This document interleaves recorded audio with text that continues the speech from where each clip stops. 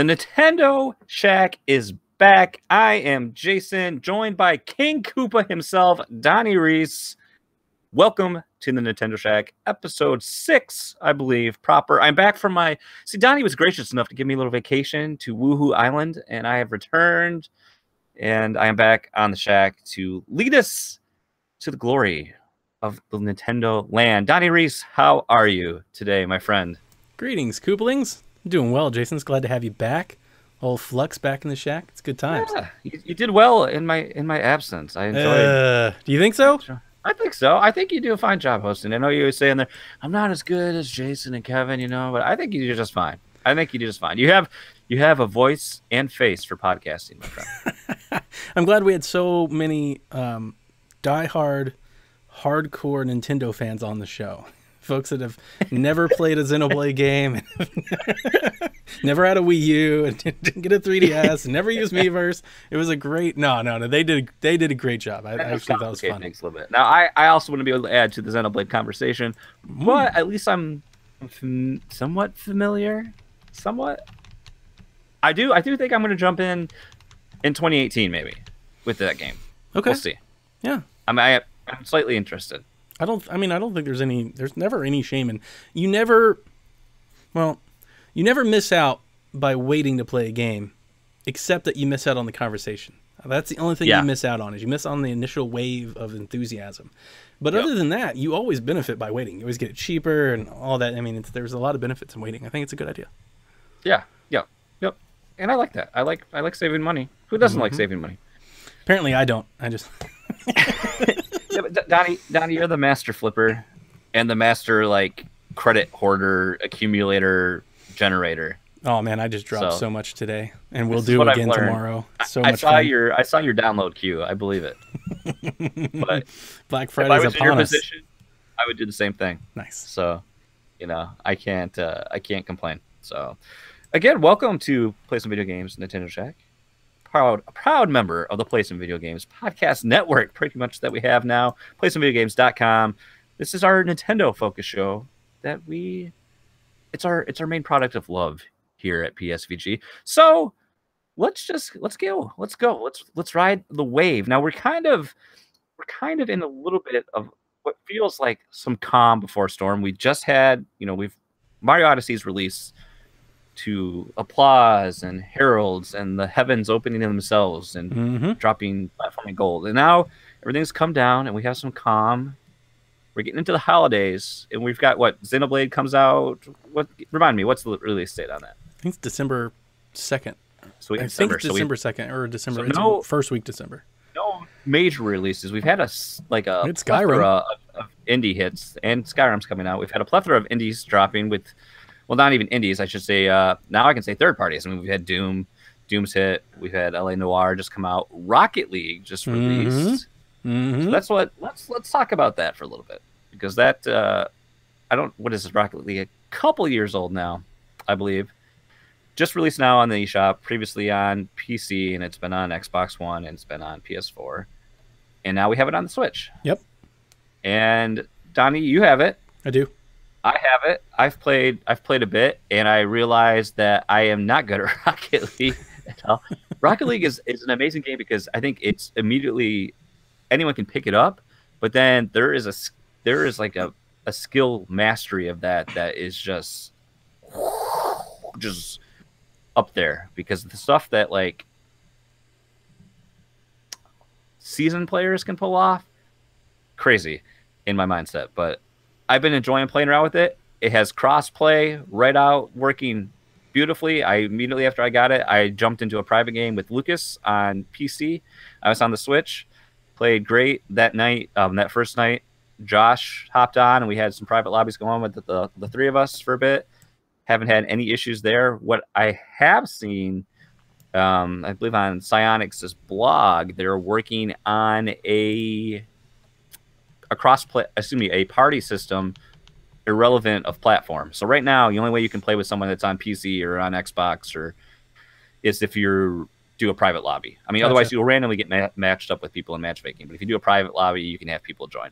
But I guess they're working on a system that instead of using the networks of the individual platforms ecosystem, you use like basically a Psyonix account, and so you'll be able to party up with people regardless of platform. And I think that's really cool because I would definitely use that feature a lot because sometimes you just don't want to, do a random party game. You want to group up and play with against your other friends. people. Yeah.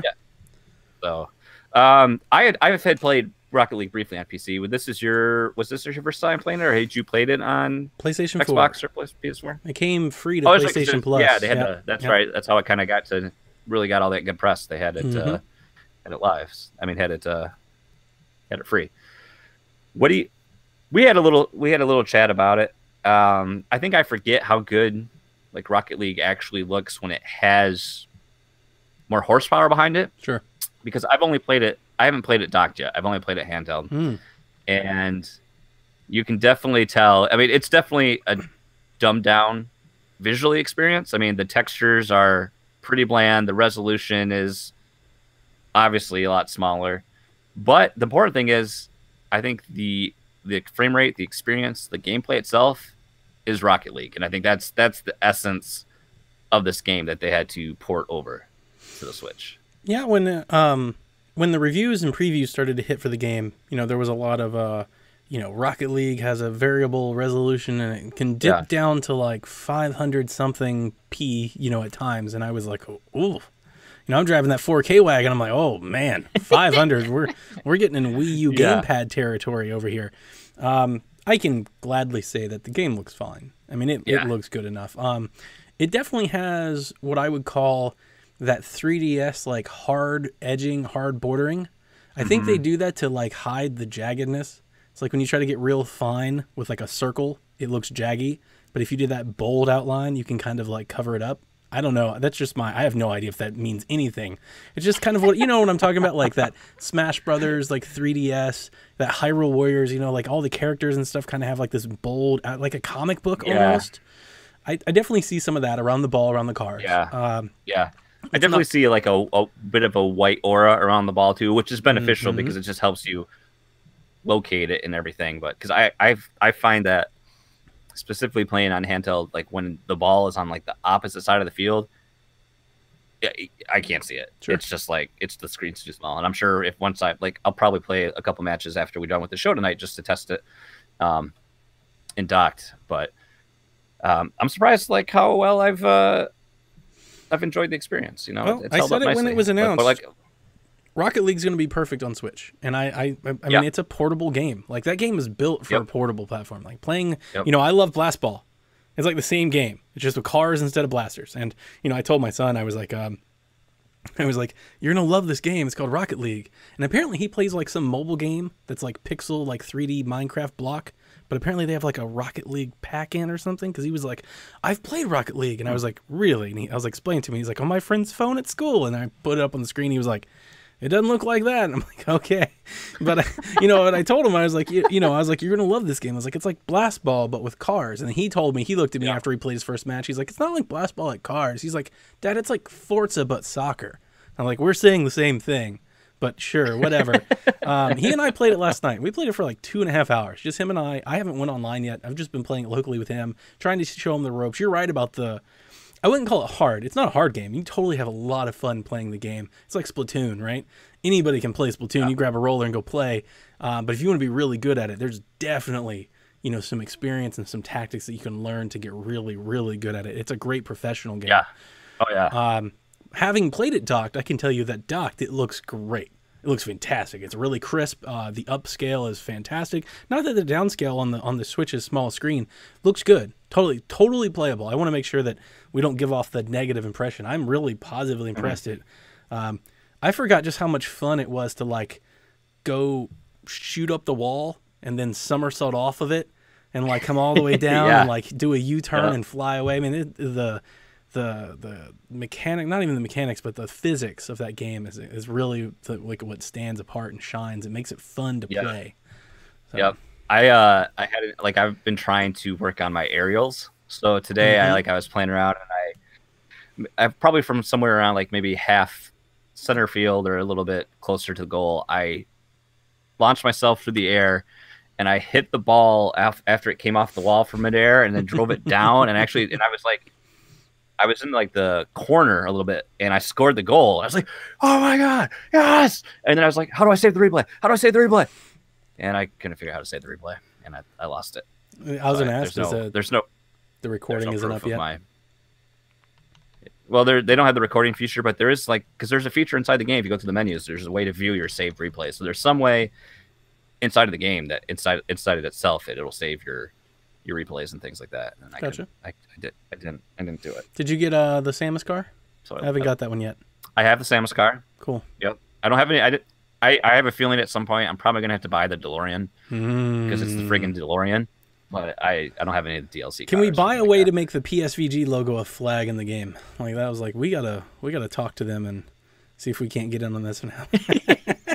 No, sponsored Rocket League sponsor.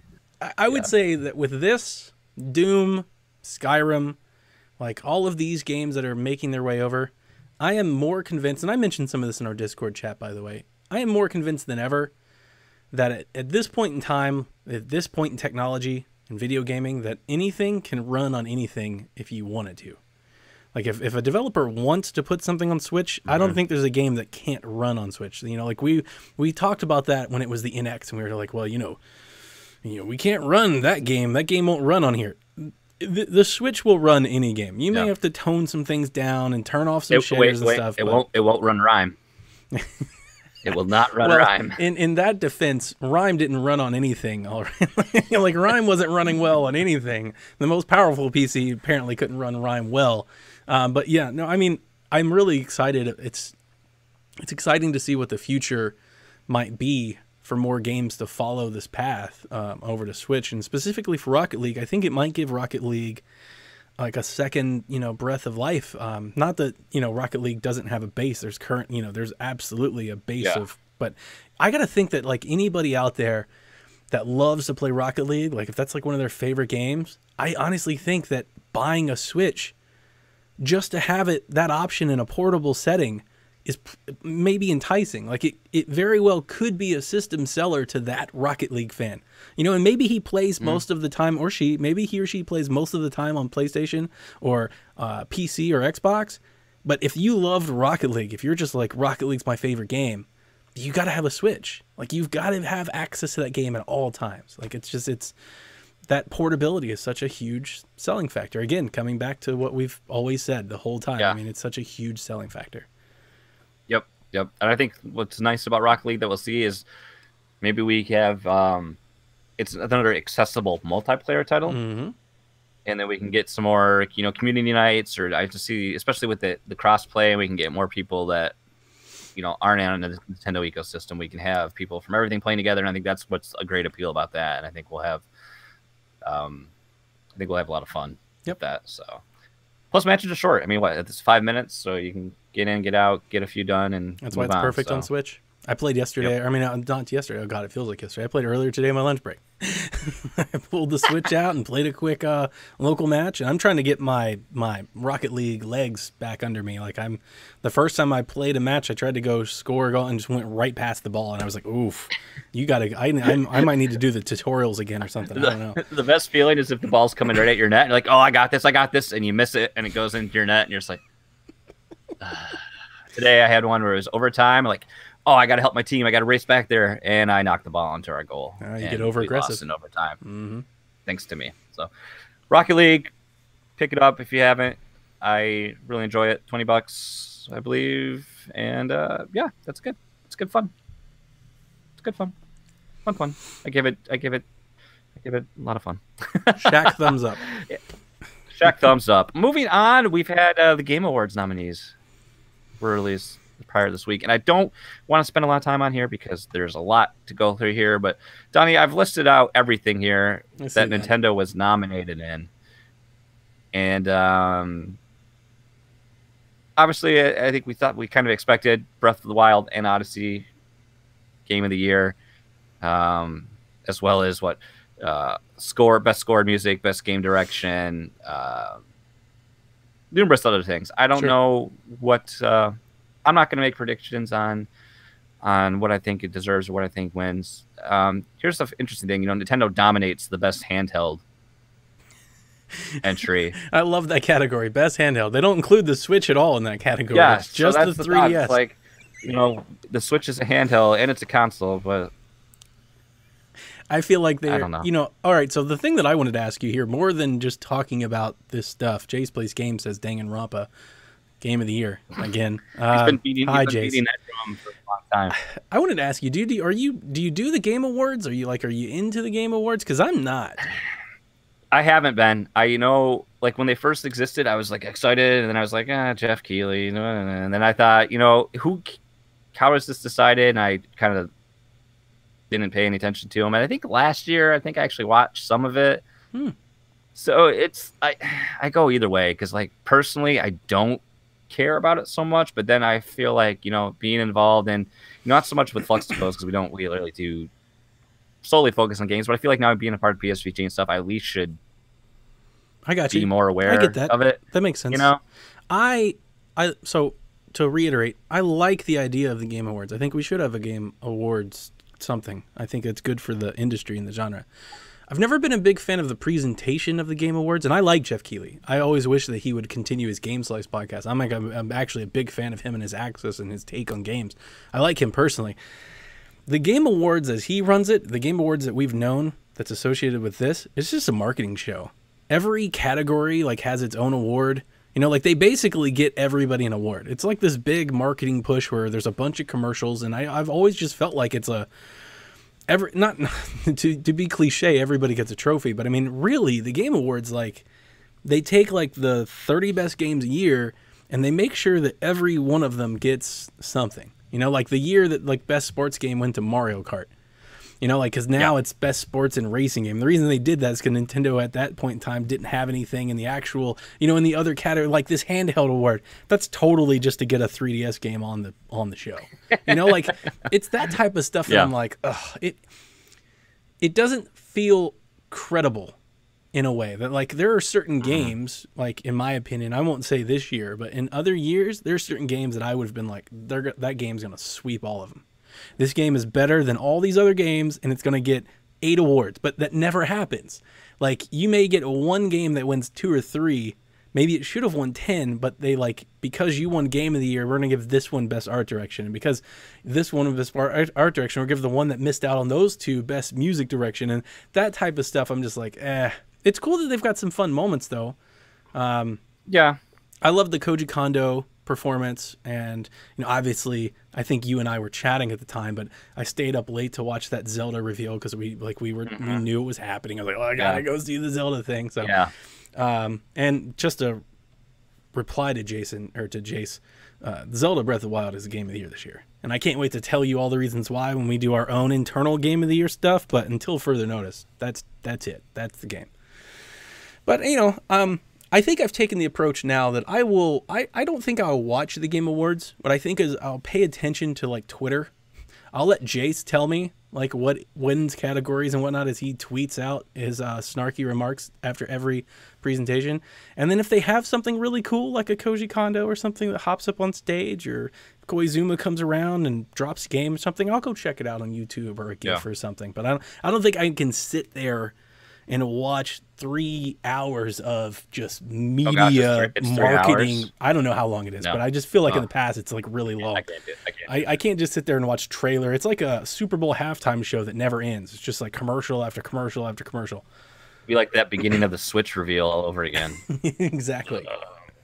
So it's cool. Yeah, it's interesting. It's cool to see some things. Like ARMS got nominated for best fighting game, and to see Golf Story nominated as best debut indie. Debut indie. What a category! This is ridiculous. They're not good. They're not going to win it, but it's cool to see them nominated. I think it's ridiculous that they have that as a category. It's not best indie. It's best new indie. What does that mean? Now, because we've got so many. Well, best debut from a studio, I'm guessing, or not. It can't be from a series, but I guess it's because they've got more quality coming from your studios, I guess. Isn't there a most hype award or most anticipated award? Probably. We're going to award a game that has not even come out with an award. Golden Turd Award. It's your game hasn't come out. Here you go.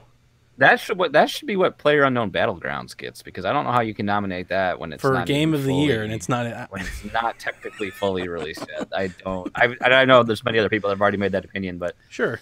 That's the stuff. All of that conjecture that we just went through, that's the stuff that I'm just like, is it really an award show? Like, does it mean anything? You know, like in 50 years, is anybody going to be like, Breath of the Wild was amazing. You remember that year it just cleaned up at the Game Awards? You know, it's not like, you know, a bunch of Oscars or something. Like, it's, you know, it's never going to go into the stat sheet. So does it count? yeah, I don't think it counts. I don't think it counts. Yeah. I don't think it counts. Well, here's something that will count for you, Donnie. Box Boy has been teased for the Nintendo Switch, and if it wasn't for you, I never would have played Box Boy. You've been like, you bang the Box Boy drum regularly around the PSVG world. It wasn't until you just said this, as I scrolled down our notes, that I remembered that this was on here. But you're right. No, Box Boy was totally teased. It's in Famitsu. There was a graphic. We retweeted it. It was all in Japanese. I retweeted it like as soon as it came out because I was super. Oh, dude, I was super excited. I'm trying to stop saying I'm a huge fan of, because apparently Tyler was like, I hate when everybody says I'm a huge fan of. So it's something I've taken to heart. So now I'm gonna say I'm a super fan of. Wait. You don't say that anymore. You don't say SNES anymore. I don't know. Yeah. This is not Donnie Reese. I don't know. This isn't real life. But you're right. Not real life. I have been a major proponent and fan and soothsayer for the game Box Boy. I played them all. I beat them all. I have all of them on my little 3DS. I have the theme, which we have on our YouTube channel. There's a Box Boy anniversary theme, and it's great. I love it. You have the amiibo. There is an amiibo, and I have an amiibo card for it. It's fantastic. But I just think it's if they keep to the formula they've had, it's the best game you can buy for $5. I firmly believe that. The games have all come out. They've all been $4.99, and you get this great puzzle platformer with this monochromatic black and white art style. And the last one, Box Boy 3 or Bye Bye Box Boy or whatever they called it, they added some color and some twist to it. But it's this great little puzzle element where you control a cube and he can turn into other cubes, and you've got these various ways of cubing your way around. But what makes it harder is there's these trophies to get along the way. It's a very simple approach, but I got to tell you, man, there have been times where I have been stumped trying to beat a Box Boy game, and I've had to go YouTube. Like, I'm like, oh, I don't understand what it is I need to do from here. And I always feel like an idiot when I see the solution. I'm like, oh, I should have known. But it's inventive. And again, the best game you can buy for $5. Every one of them is a lot of game. You know, it's not like 10 levels. It's like 80 levels. You know, there's usually like 5 to 7 to 8 worlds, and challenges too, right? Yep. And there's like challenges. challenge levels. There's costumes and things you can unlock, and they use amiibo. I'm really, really hoping, because Box Boy, like the whole Box Boy craze, didn't come at the end of 3DS, but like towards its latter end of its long life. And I really hope that whole Famitsu Box Boy Switch tease, I would prefer if it literally was just a Box Boy collection. Here are the first 3 Box Boy games for Switch. It should be an easy port, right? You give a little uptick in resolution, but like you don't have to retexture the game or anything. If they did that, I would say that they'll probably do it for $14.99. I would love it even more though if they did it for $5. I think it'd be amazing if they hit you Box Boy 1 through 3, $4.99. Like I'd be so excited. I'd replay them all for $4.99. It's gonna be Box Boy Maker. Oh, don't make your own Box Boy. I don't know. You just found the way to ruin my excitement. I was building and building. I'm getting more excited and playing Box Boy. I'm thinking about it in my head, like how good it'll look on a big screen, like high resolution, how like just crisp it could look. It's so simple. And you're just like, Box Boy Maker. I'm going to play Sean Capri's Box Boy levels. And you're just like, oh, you just ruined my... But yeah, no, I'm really excited. I can hear the music in my head when you beat the level. When he's jumping around. You know. Yep. I love the music in that game. It's good music. It's good music. ARMS had an update. Just released. Some people are still playing ARMS. I actually played ARMS this week. Did you really? You still have it? Yeah, somebody in one of my Discords. I have it digitally, so yes, I still have it. Somebody in my Discord, one of my Discord channels, like, yeah, I want to play ARMS. Do you want to play? I was like, okay. I haven't played it since, I don't know if you remember. So I had to update it first just to get into it. And are you still playing around? I'm rusty. Okay. I'm rusty. I only lost one match. I won every other time, but you hear that, Bobby? That's your chance. My first victory was a perfect. I'm just gonna say that though. Nice. Just gonna say that. I haven't. Well, this is probably the reason why I haven't played um, Arms too much because I was playing the ranked mode so much, and I would want to jump back into that, but then it's knowing I definitely can't play at the level that I left off at, so it's like a little intimidating to try to jump back into that. But I would love that as like a YouTube series, like Jason a year later hops into Arms and a year later. I made a Smurf account. I'm gonna rain down on these noobs. Nice. No, they had an update. New fighter. I can't remember his name, but it's like he's like kind of Mayan inspired. Has like this jungle motif. So obviously got a new arena based on that. I don't remember if they did anything else significant beyond that. We already got like their badges, which are essentially achievements for the game. But one thing I'll say about Arms that I forget with the game is that it's the music in that game has some of the best friggin' music. That music is hype.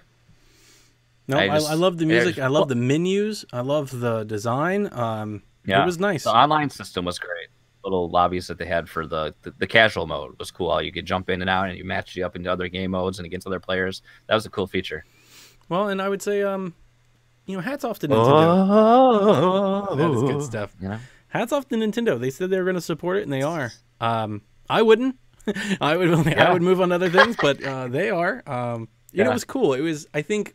Yeah. I'm fairly certain, at least for me. I don't speak to everybody else, but I think it's probably rings true.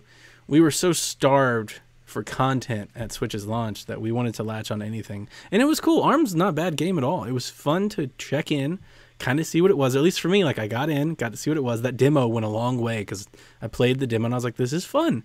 So I bought the game. I will make the distinction. I beat you. I have the distinction of being one of the folks. I beat Jason Lacey at Arms once. You beat me. And it was cool, and I played it, and my kids and I played it, and we played it online, and we probably spent maybe 2 weeks with it, like really, like full on. That's the game we're playing, and then they kind of died off, and then I kind of died off, and I was like, well, there are other games coming, and it's time to move on. I can't ever imagine me going back. Yeah, I don't. They'd have to really they'd have to have a huge update, not like a character, like a huge update, Yeah. So what they've added since that game came out, they added Max Brass, the Lola Pop or whatever. We got that weird evil Springman, and now we've added 4 characters technically, and then some new arms, some new stages. But it's like you said, it's cool to see it still supported. We always wondered, does Arms have legs? We don't know. I don't think so. Sidebar, Matt Knight asked in the chat what team we all picked for Splatfest, because that is coming up this weekend. We have a Splatfest I'm gonna play Team Fantasy and stream versus Team Sci-Fi. Donnie has already announced that he did go Team Fantasy. I will be missing this Splatfest because I have a family Thanksgiving get together on the other side of the state on Sunday. So we were actually heading over there tomorrow night. We're staying at my in-laws, and then we're staying overnight over there with the little guy. So I'll have my Switch with me, but I hate playing Splatoon in handheld. I got you. So I'm not going to do that. So I'll just pick a team and get my free sea urchin or sea snails. But okay, here's the funny thing, because I immediately was like, Star Wars, I gotta go Team Sci-Fi.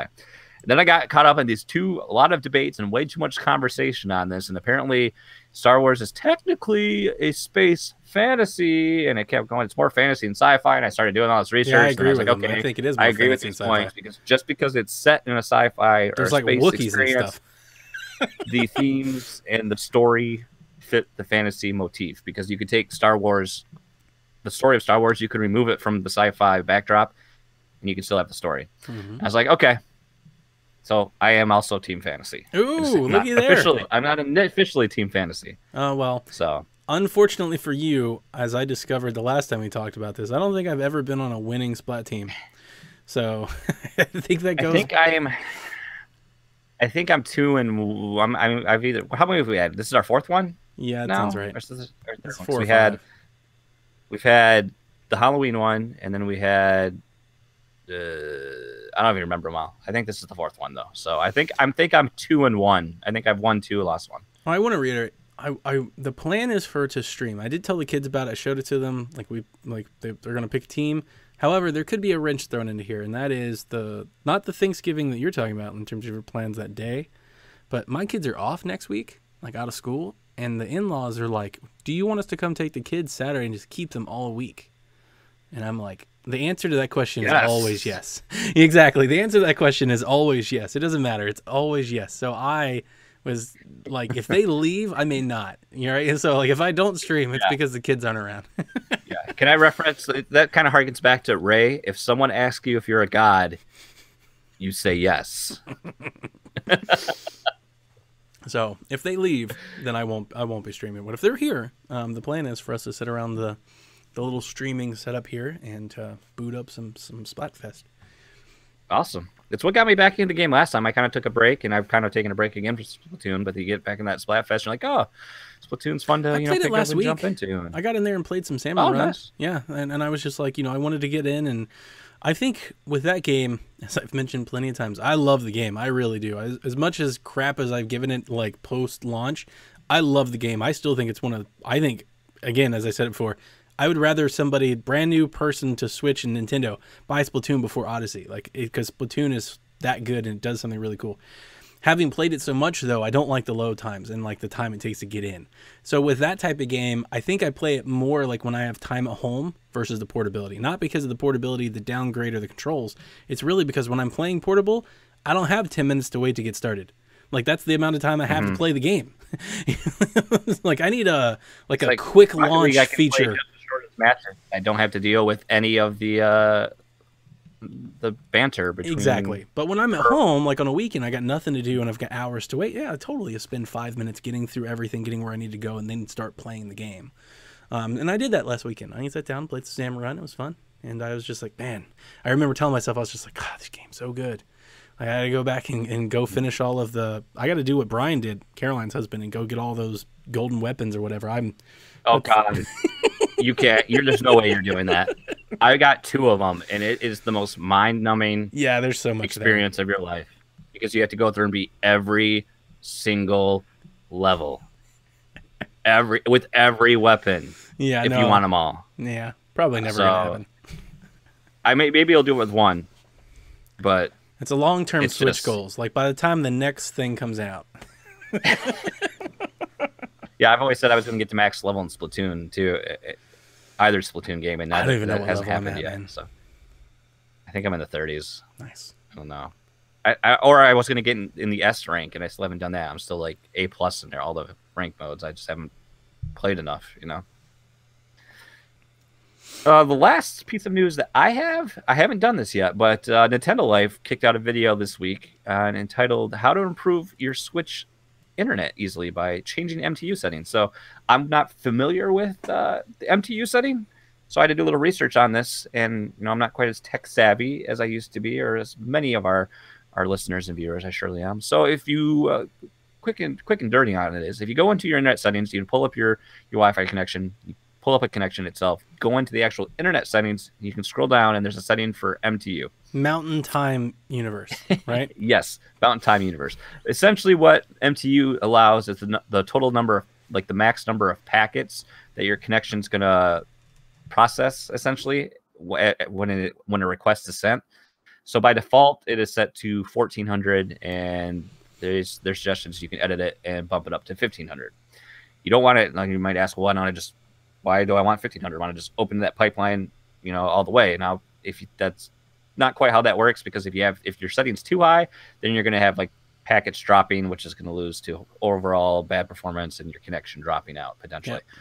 So if you, like in the video, they explain that if you have, kind of poor internet anyway, you're really probably not going to see an improvement. But so if you had already having a strong connection and, a good wireless connection in your house, this, you might see an improvement. Not like myself, when my Switch, I have my Switch hardwired when it's docked, so I have Ethernet there, so I'm only playing on Wi-Fi if I'm in handheld mode. But looking forward to testing out. I just usually, every time I have the game turned on, I just jump into a game, and I forget to toggle settings. So I typically download most of my stuff overnight. It's typically what I do. Or like right now, like my Xbox is on, my download queue is on, and TV's off, and I just let it run. Oh God, Lord knows you got to have the Xbox go overnight. That's right. During Nathan's extra live stream, I'll just download this game and hop in with him. Nope, it's going to take 8 hours. Okay. And he's on fiber. To be honest with you, I've never really had a hard time with the download speeds on Switch. They seem reasonable. They do. I have Well, good. both the I have games are good always internet. well compressed. So Yeah, I don't have amazing internet, but I've got good internet. I've got business class internet with Comcast here, and I have the Google Home Wi-Fi mesh network, which is one of my newer things that I've done, and I've really enjoyed having that. And that's done a lot for me because we have so many consoles and so many Rokus and so many tablets and laptops that, my old single router would tap out, and I got to the point where I felt like I was restarting it every other day. But now with the Google Home Wi-Fi system, I can manage all of my devices. I can set like priorities for which ones I want on. So like when I'm downloading Switch stuff, I just open the app on my phone and I go, switch your priority for 4 hours, and just go to bed and my stuff's ready. I pick it up when I leave and it's good to go. there you go. Perfect, Donnie. That was all the news I wanted to hit today. Do you have anything else you want to add before we do have some questions to get to tonight? We do have some questions, and the questions looks like they're going to take a lot of the news per se. I would say that today's news that came out just a couple hours ago was the NPD and the sales charts, and Switch was the best-selling hardware, and I believe something else sold like super well. Maybe Odyssey was top 5 or something like that, but something else, or maybe Nintendo, maybe it sold the most game. I don't know. There were bullet points that are going around Twitter. I know that Switch was the highest selling hardware, and which is kind of important because apparently on the month overall, like video game sales were down like almost 20%. So considering that all of that happened and still the Nintendo stuff is selling well is good. I mean, that's good for business, right? Not trying to do a fanboy war of who's selling the most. Obviously, PS4 is king and will be king for a long time. But it's good. It's better than the Wii U days, right? It's good that every NPD every month doesn't come out. We don't get reminded of how terrible that console that we bought, is selling, because that means that more things like Rocket League and Skyrim and Wolfenstein will come to Switch if it continues to sell well. More Right. people will bring games to it. So, on that front, Switch apparently is still selling really, really well. So that's good news. That is good news. That is great news, Donnie. Great news. We like that. Bring profitability and stability to the Nintendo system. More games.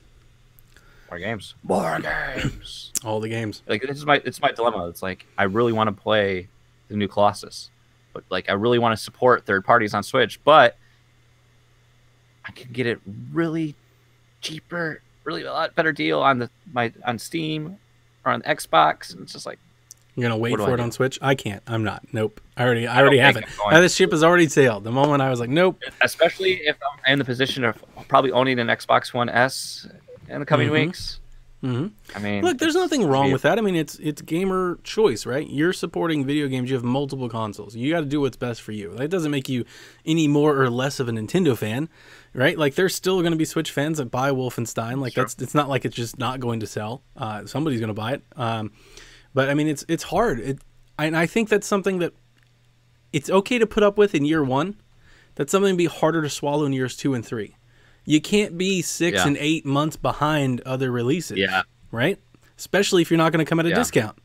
So you gotta get caught up. But, with all that said, I'm really excited. I'm excited for Wolfenstein. I'm totally getting Skyrim. Like, I don't know if I'm probably not going to get Wolfenstein because I'm already getting it somewhere else, but I'm totally Yeah. getting Skyrim. I have Skyrim on my Xbox right now. Like, I can play it right now if I want to. Totally going to buy Skyrim and play it on Switch, because to have something like that in a portable mode, dude, no, I can't wait to go get lost in that world again. I'd be playing it right now if Xenoblade wasn't 2 weeks away. That's the only reason I'm like, nope, there's no way. So, All right. Well, fair enough. portable I'm interested to premium. see, though. I think especially with Bethesda, I think we'll see that they're going to get. Especially, I think they'll have a method down to how they port their games, especially if they're running on, whatever, if they're Unreal. I think those games run on. I'm not completely positive. I feel like they have a pretty good process of how they streamline those down, and I think you're going to see quicker turnaround on getting things onto Switch. So I think you hope might so. not see those delays. Yeah, and I think that's with my the hope, day at least. and date stuff, I think you'll see, good Switch Especially sales. once we see Switch 2.0, you know what's going to happen. We're going to Switch see Plus? a different, or something like that. Sure. Switch Plus probably. The new Switch Plus XL. XL Galaxy Classic Day 1 X Edition. That's it. Yep. That's it. Oh, I do quick quick mention too, because it wasn't. I don't think the game's really, besides showing in like a direct for like 2 seconds. Brawl Out is coming in like less than a month, and that's basically a Smash Brothers clone. And I'm like, I'm gonna have to get this because I'm like hungry for Smash Bros on Switch. So while you'll be doing that, I'll be doing Worms WMD because that's dropping next week on Switch, and that is a game that my son and I just had way too much fun playing. So if I can give a little kudos to something that's on the way next week, Worms WMD, from one of my favorite developers in the business, I continue to say, is Team 17. I love their games. They make great arcadey, fun indie games. All their games are fun. They still have the Holy Hand Grenade. Yeah, they do. And it's, yes. I mean, my son and I had so much fun playing on the Xbox, and we still do. Like, we still play it. When I upgraded, that was one of the ones I downloaded. He played it right then and there. I can only imagine when I download it, he has no idea. When I download it and I give him that Switch and I go, here's that game you love. It's right here. You can carry it with you. He's going to lose. He's going to play it all over again. He's going to put another 40 hours into that game. And it'll be cheap, 15, 20 bucks. If anybody has any idea, it's like this turn-based physics destruction game. And you get all these different weapons, and your worms can little worm around. There's some light platforming and whatnot, and it's just it's not it's not going to set the world on fire for games or anything like that. But it's fun. It's fun. It's worth the money, and you'll have a lot of enjoyment and value out of your purchase. So I'm really excited. Perfect time. Perfect time to be excited.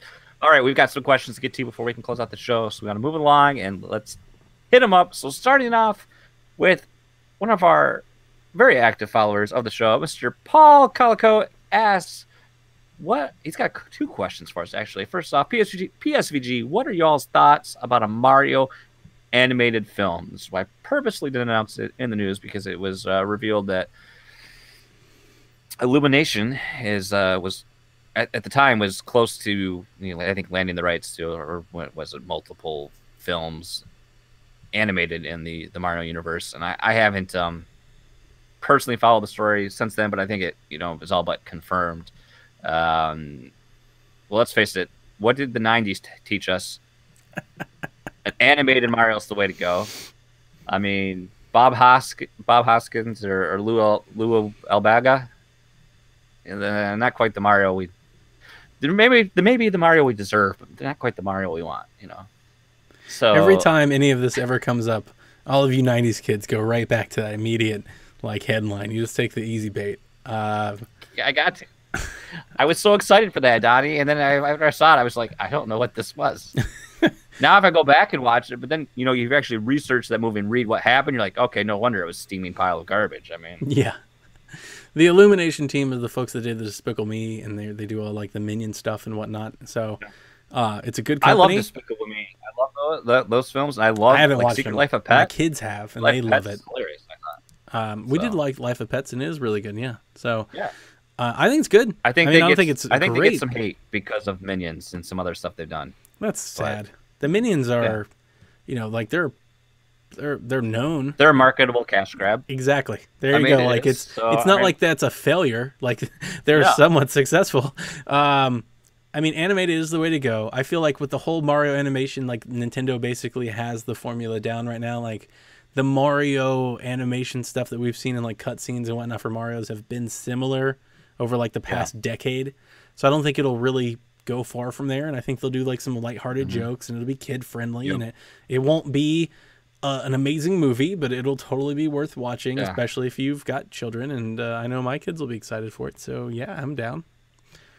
I think what Mario and Rabbids has taught us too is that Nintendo can lend out their properties to another party and still have creative control or have influence for how that is handled and treated, and it can be done successfully. So I think that is like a kind of I'll say a proof of concept, a proof of good faith that I think I don't think we have too much to worry about. And Kimishima all but confirmed when he took the role that they were totally going to pimp Mario out. Like they were like, yeah, we got to use our IP to make more money. So, I mean, that's just a part of it. I think it'll be fine. I don't think it'll be like, I think it'll be real generic. I really do. Like when I think about it, I'm like, it'll be a cookie cutter, hero tale with like Bowser, but they're all friends. Like it'll be, it'll be kind of a streamlined, Odyssey thing, and it'll be okay.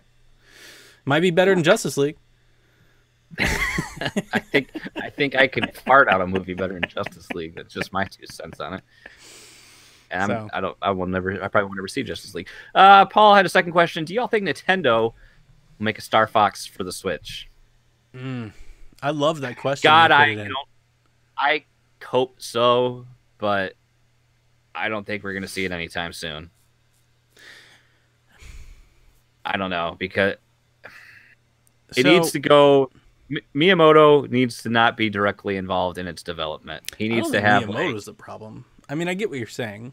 I don't think it's necessarily a problem. I just don't. He needs to get away from his motion control thing.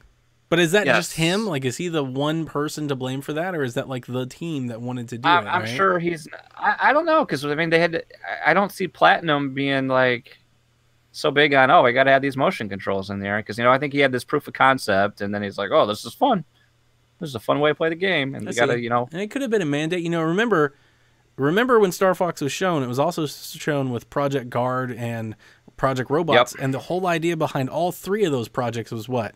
To show off the gamepad, right? So like when they started that Star Fox project, the idea was to make use of the gamepad. So I don't necessarily think it's against him for doing that. That may have been his mandate. Hey, his mandate may have been go make a game around the gamepad, and he may have just picked Star Fox. I will say, I'm not even trying to defend him. I just want to say that like motion controls in Star Fox 3D wasn't a problem. I don't think it's necessarily the motion controls. I think it's the game. The game sucked. Well, Star Fox Zero didn't suck just because of the motion controls. I thought those motion controls were bad, though. I think maybe I didn't like having to do motion controls to that gamepad. It's so big and cumbersome. I think motion controls, like maybe with the Pro Controller, I think that'd be all right. But I want a functional game without the motion controls. I want to be able to play Star Fox like classic Star Fox. I agree. I enjoyed the motion controls for the flying. It was when you got out of the ship that I didn't like it. When you got into the walker and the little drone, and then like the whole drone part was just boring. That's what killed it. The worst mission was when you're in that gyrocopter thing. If it was just Star Fox 64 with the motion controls, the game would have been fine. Right? Like, so if you just flew around and shot stuff, I would have totally been fine. It would have been great. It was the worst part was they released that animated short leading up to the game. That got me so you were so hyped, pumped. I was like, "This is yes, Fox McCloud is back!" And then I for what the first 2 weeks, I'm like, "It's okay, guys. It's not that bad. It's a good game. It's a good game." And you're like, "Jason, it's crap." I'm like, "No, it's all right. I just got to keep playing it." So here's the thing.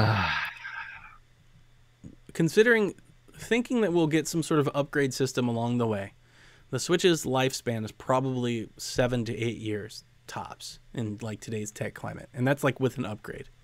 So we're in year one of like, let's just say we're in year 1 of 8. Do they make a Star Fox game between now and then? Sure, because they don't have enough IP not to, really. Like, they'll find something. Now, I think they'll prolong it. I don't think it's coming anytime soon. What I think you'll have happen soon is GameCube support. We're going to get Star Fox Adventures and stuff like that. That's going to come to Switch. You can play some of that. And if that sells well, maybe they'll start thinking about it. But I don't think it will. And then at some point, they'll put Star Fox 64 back on it, right?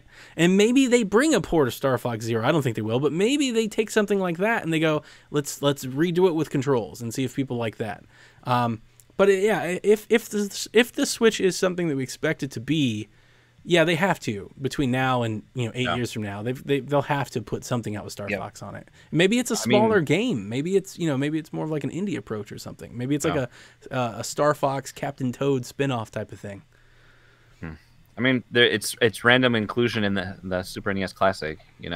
That's kind of somewhat encouraging. I don't know. I don't know if you could handle. I don't know if we'd want to see a remake of the original game or other things like that, or something like that. But I think it would be best for them to go small, budget, like a budget release, a budget title, go small, and put it back on rails and just do what Star Fox did well. Like go back to basics. Go trying to do something crazy with Star Fox. Go put it back on rails. Go let people give me a stuff. Multiplayer co-op campaign where other players get to be my wingmen. That's what I've been wanting forever. Yep, something like that would be good.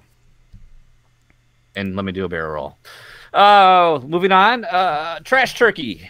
For better or worse, Nintendo always seems to have a unique spin on everything. Can you think of anything quirky they could do with the VC, the voice chat? Maybe in-game text chat or emojis. Thanks for a great show, guys. Ooh, when you said VC and voice chat, I read that as virtual console. Oh, yeah. I think, wow. I thought it would be maybe. You might be right. I mean, text chat and emojis make sense. And I'd imagine, I don't think Yeah. they'll do text chat. I think it's way beyond what they're capable of. Thanks for the compliment, first of all. We appreciate Definitely. your listening. Definitely. Emojis, like especially if they keep sticking it to your phone, sure. You know, they can throw emojis in like a text box and something like that. Maybe if you talk about virtual console or something like that in terms of online multiplayer, I think that was something we've heard. Yeah. I don't know. I mean, yeah, they tend to always do their own thing, but you know what? So far with the Switch, we haven't seen a whole lot of that. There's not a whole lot of Nintendo flavored things going on right now, except for that weird app that nobody's using right now. Yeah. I mean, I'm not hopeful that they do anything because I just want them to deliver on something functional, you know, and I hope that with the paid service, we see some improvements there. And I would like to, you know, they obviously made the quality of life improvements on the mobile app to actually make it, you know, functional and usable by the audience. But I really give us a reason to use it. Yeah. And I really wish voice chat was just on the hardware. Sure. I think everybody does. It's just, there's probably a lot more we have to go on that, but the lack of time, we'll have to move on. So we're hopeful, but I think first of all, we just need to see Nintendo deliver on a product first before we can actually hope for them to, you know, build onto it and things of that nature. Seth, you all know Seth, Mr. Early Morning Gamer himself. Nintendo always shows something at the Game Awards. What do they show this year? Zelda DLC? Xenoblade DLC? Something related to Metroid Prime? Or something brand new? Zelda DLC. I mean, that really hits the nail on the head. They haven't shown it at all, right? Mm-hmm. We thought they'd have their own direct. What a better place to do it than put it right on the Game Awards. They did the big Game Awards reveal of Zelda in the first place. Especially if they give Zelda Game of the Year. If they go up there and their big moment is Nintendo has the Game of the Year and it's on Switch, the hottest selling thing, and what a better way to cap all that off. Here's the new DLC that's coming to the best Game of the Year on the best console of the year. Like, that really is a coronation kind of a year one for Switch. That's the best way to make an entrance. They're not going to show Metroid Prime at the Game Awards. No, I don't think Metroid's nearly far enough along to have anything Xenoblade DLC, I'm pretty sure, is not even in development yet. Some of the things I was thinking about in the past, what they've shown so they've done Zelda, like they did the Zelda thing. They had Koji Kondo come do the piano with Imagine Dragons. They showed Mario Maker. Now, they showed Mario Maker E3, but they didn't show the palette swaps. So again, like that DLC, that kind of enhanced improvement, you know, not a new premiere, but new stuff. And then, what was the other one that they showed? Oh, they unveiled Donkey Kong at the Game Awards. Donkey Kong, Tropical Freeze. That's where that dropped. And it was spoiled, so nobody cared when it happened. But I could see that, right? So, like, we know Yoshi and Kirby's coming. We don't know what else is coming. Let's say Donkey Kong is planned for this year. They could totally show Donkey Kong. Like, they could kind of go that Wii U route, you know, where here's your Yoshi, Kirby, and Donkey Kong, and, you know, Metroid and Pokemon's coming down the road, that type of thing. But I think Zelda DLC, like a trailer, you know, with maybe like a little story snippet or something, 1 or 2 minutes with some music and whatnot. I think that's probably the easiest. That's the low-hanging fruit. Yeah, I think I agree. The my ultimate far off wish is all of a sudden fade to black, and then you hit the all of a sudden we hear a new challenger enters, and then boom, you get that Smash logo with the fire, and then you'd have like an orchestra playing the Smash Bros. So Jeff Keighley did tweet to expect the unexpected at the Game Awards. And as I said on last week's Nintendo Shack, or on PSVG, that if Bandai Namco is working on exclusive games, I think Switch is one. I think Smash is one of them. And if they're porting Smash, it can't come in November. It can't. If they're porting Smash, it's got to come sooner than June, right? So yeah, I mean that's I was good screaming. guess. I was screaming into my headset when everyone's like, "No, Donnie, you're wrong. You're Thank wrong, you. Donnie. I'm sitting there. I'm like, I'm telling you, I know no. Bandai Namco. No. Kevin loves to jump on the no, Donnie. No. No. I got a good track record. There you go. Zelda DLC, Seth. That is the answer. Kyle, Mr. Bored with video games himself. I am only buying one more Switch game this year. Should I buy Skyrim or Xenoblade Chronicles 2? I think the consensus in chat, in Discord today, and I think I'm gonna go with it, is go with Skyrim. That's I think everyone's vote. I can't disagree. I think it's safer. I think it's a safer bet because I don't think Xenoblade is quite for everyone. I think Skyrim has a broader appeal than Xenoblade. Plus, until we get our hands on it, and I think a lot of people have said the same thing, like just the systems at play and the menus and the UI and the overlays and Xenoblade are just like, it's like, man, I don't even know if I could handle this game. It just looks very complex, there's a lot going on there. I can't wait. I'm so excited to play Xenoblade. To speak to Kyle, I think so. The blanket answer is Skyrim.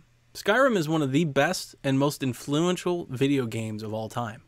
I firmly believe that. It is like a game of the generation contender for last gen. Like if you're looking at the best video games that came out on the 360 PS3 era, that decade of video gaming, Skyrim is in the top 5. I hands down believe that. It is that great of a video game. In Kyle's particular case, he's never played it before. Like, I'm excited to play it for the second time. He's never played it at all. You should totally play that game. Oh, you know, wow. like, yeah, like if you've never played it, absolutely get Skyrim because it's amazing. Like it's a, you know, what is like a bird in hand is better than two in the bush or something like that. Something like that. We know that Skyrim is an amazing video game, so go play the amazing one. Now, just to defend my most anticipated game of the next 2 weeks, I think Xenoblade Chronicles 2 is right down Kyle's road. Knowing where he's been with Persona and some of the RPGs that he and I have both liked and the action stuff, totally excited for Xenoblade 2. I think it's going to look better from all the stuff that we've seen with the art and how well it's been improved. I think there'll be more game there. And I think, I mean, I've always found, while you're right, the menus and systems and stuff in Xenoblade can be a bit much, so can like the guilds and the constellations and everything that's like in Skyrim and all the stuff that you can join and all. That can be a bit much too and hard to handle. So like in both cases, the game have, you know, like their real deep dives. In Xenoblade though, I think I just find a lot more fun like going and taking down like these gigantic monsters, and I don't really have that repetitive loop in Skyrim. Skyrim is more about like finding the dragons and talking to the villagers, doing all the quests, whereas Xenoblade, it doesn't have all that. You know, like here's your story quest, here's that giant T-Rex, go kill that thing. Like I have more fun with kind of that mindless part of the game that I enjoy a lot. Yeah. I think I would do, I had it on 360 and I only put about 10 hours into it, and I just put it down and I traded You're primed to redo it too. Yeah. Well, the thing is, the load times were with the killer. I should have got it on PC, and I had it on 360, and it was just like, you know. But the portability is going to add so much to you. Yeah. Plus the load but times. I think I do better. I think playing Breath of the Wild really helped me get into open world games a little bit better, which I wasn't. I always suffered at with direction or, you know, prior. So. Maybe. We'll see. And our last question is directly at me, coming from Kevin Austin. When the hell is Jason going to listen to me and finally play Thimbleweed Park? I mean, they already have his money. It's true. They already do have my money. I already paid for You already bought the game and you haven't played it? I already bought the game. I haven't played it yet because I got it and I finished Golf Story when we did. And then I had like a week before Mario. I was like, well, I'm not going to start playing Thimbleweed because I'm just going to drop it for Mario since that came out. Okay. And I haven't played like that much of Mario in the end game. I've kind of kicked that aside, and then now Rocket League came out. And I'm like, woo, Rocket League, and I keep forgetting I actually have Thimbleweed Park actually. So first of all, Kevin, it's just getting buried to the right on the menu screen. Yes, it is. I think I have like I counted the other day. I think I have like over 15 games on the Switch, and it's just like, first of all, that just blows my mind, you know. And it's buried down there, and I forget about it. So maybe after I finish streaming Dead Space, Kevin, because that's where I have to put my extra gaming time, is been to focus on streaming that. So when that is done, then I'll jump back. I'm interested to see somebody else play that game, because right now we're all going off Kevin's recommendation. According to Kevin, it's the greatest game ever made. Like it's like, I mean, Kevin and Jazzpunk, the greatest game of all time. I mean, come on. So I'm excited to get more. We need more stats on this game. We need more collective, bigger sample size. I'll bite the bullet for the team. Okay. If you think it's also as good, like if you're like, Donnie, it's great, just like Kevin says, then I will get it. But I looked have at the just trailer and recently- I was like, I don't know about that one. I've just recently played an adventure game, so I'm back in that You're in mindset. that mood. Spoiler: I didn't enjoy it. So Oh, he's gonna get Thimbleweed and be like, "This is terrible." I hope some modern day improvements have help Cool bump art that style. up. So yeah, very cool art style. Plus, I love Ron Gilbert. So in Ron, I trust Ron Gilbert and Tim Schafer, two of my favorite devs. Jace Plays Games says, "I haven't played Thimbleweed, but I guarantee it's awesome." Thank you, Jace. Absolutely. So, unfortunately, it's that time of the night. We have to bring the show to a close. As always, we thank you for listening to the Nintendo Shack. Please, if you don't already, check out the other shows from Play Some Video Games. Also, check out the website. We always have not as much written content coming out there, but we still have a lot of things going on. And please check out Discord. There's a link right on the website. Come in, hang out, chat with us. If you're listening to this podcast and going, you guys are stupid, you don't understand why this is wrong, I have the right opinion, come into our Discord, chat it up with us, and you can tell it to our ugly faces why you are superior and why we are wrong. So with that, you can, if you want to follow me, I'm at JW Lacey on Twitter. I also do a podcast beyond this, Flexipost. You can check that out as well. Donnie, he is Mr. Playing Nintendo. He's all the things. He's Mr. PSVG. And as always, you can follow him and the rest of the team. So we encourage you to do that. So on behalf of Donnie, myself, Play Some Video Games Network, we thank you for listening to this episode of Nintendo Shack. And remember, boys and girls, never stop gaming. Good night, Koopalings.